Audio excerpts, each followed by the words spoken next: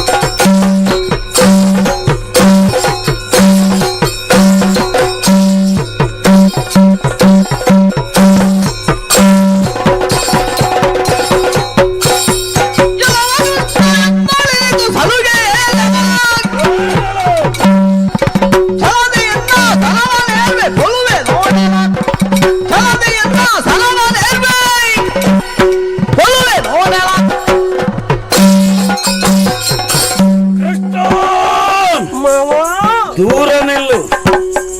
ಗೋಮೂತ್ರ ವಾಸನೆ ಬರುತ್ತಾ ಇದ್ದಿ. ದೂರ ನಿಂತು ಮಾತನಾಡಿದ್ರೆ ಸಾಕು. ಏನು ಮಾವ?